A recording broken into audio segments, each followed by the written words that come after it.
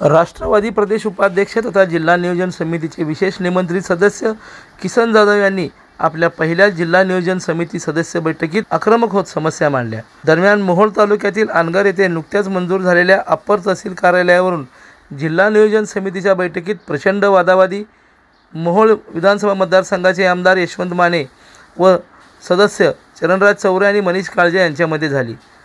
आमदार यशवंत माने यांच्या मतीला राष्ट्रवादीचे किसन जाधव यांनी धाव घेत चौरे आणि काळजे यांना धारेवर धरले। अचानक उद्भवलेल्या गोंधळामुळे पालकमंत्री चंद्रकांत पाटील देखील गडबडले। यावेळी पालकमंत्री यांनी यावर तोडगा काढला। दरम्यान राष्ट्रवादीचे प्रदेश उपाध्यक्ष तथा जिल्हा नियोजन समितीचे सदस्य किसन जाधव यांनी रामवाडी येथील महापालिकेच्या आरोग्य केंद्रातील समस्या मांडल्या। येथील प्रसूतिगृहात सायंकाळच्या वेळी डॉक्टर उपलब्ध नसतात। ही बाब अत्यंत गंभीर आहे। ANM कर्मचारी प्रसूती करतात। तज्ञ डॉक्टर नसल्यामुळे मातेच्या जीवाशी खेळण्याचा प्रकार होत आहे।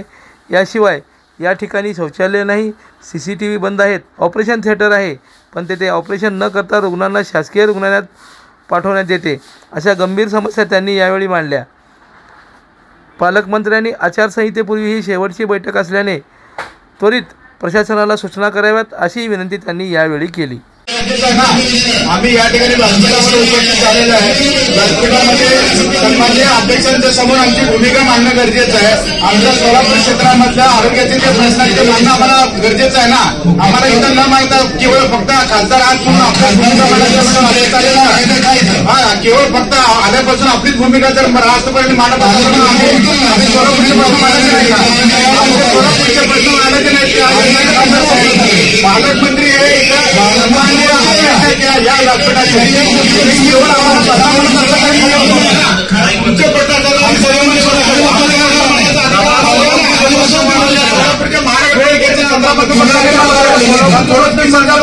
घरचा प्रश्न मांडू लागला, आरोग्याचे निगडीत प्रश्न मांडणार आहे। आरोग्याचे निगडीत प्रश्न मांडायचे आपण जर महोदयांचा अधिकार आपण महोदयांचा अधिकार आपण घेणं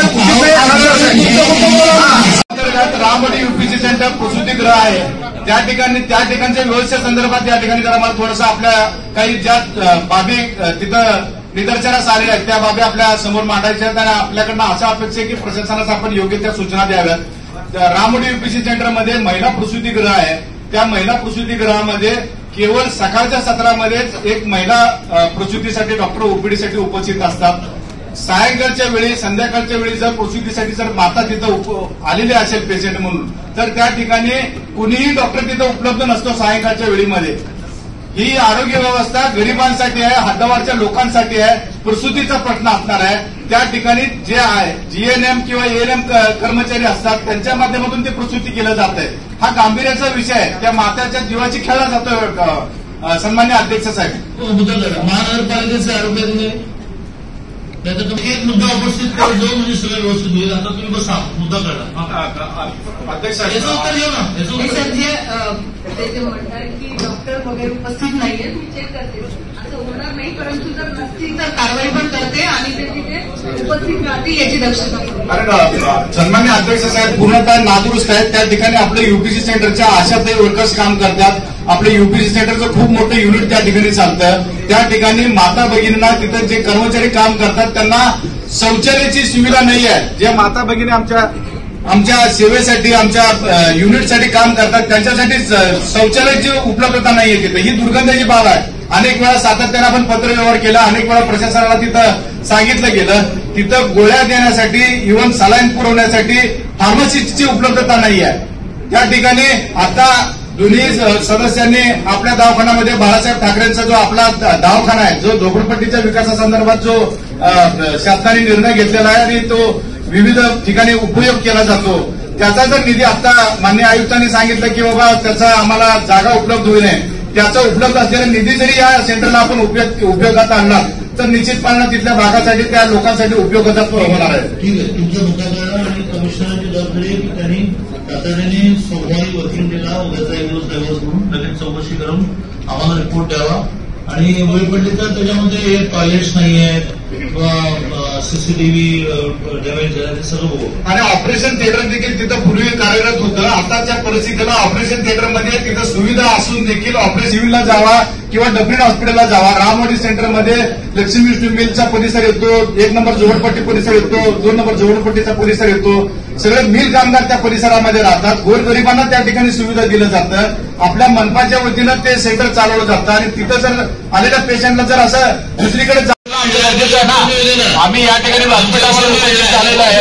व्यासपीठामध्ये सन्माननीय अध्यक्षांच्या समोर आमची भूमिका मांडणं गरजेचं आहे. आमच्या सोलापूर क्षेत्रामधलं आरोग्याचे जे प्रश्न आहेत ते मांडणं आम्हाला गरजेचं आहे ना. आम्हाला इथं न मांडता केवळ फक्त खासदार आहात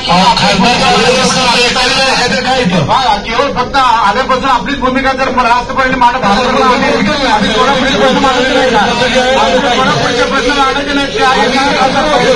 पालकमंत्री हे इथं या व्यासपीठाचे तुमचे प्रश्न असतात आम्ही सगळ्यामध्ये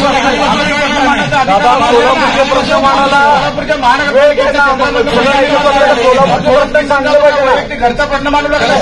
आरोग्याचे निगडीत प्रश्न मांडणार आहे. आरोग्याचे निगडीत प्रश्न मांडायचे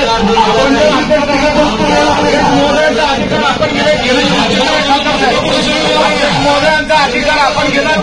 लोकदर्शन मराठी चॅनलला सबस्क्राईब करा, बेल बटनला क्लिक करा व लाईक करायला विसरू नका.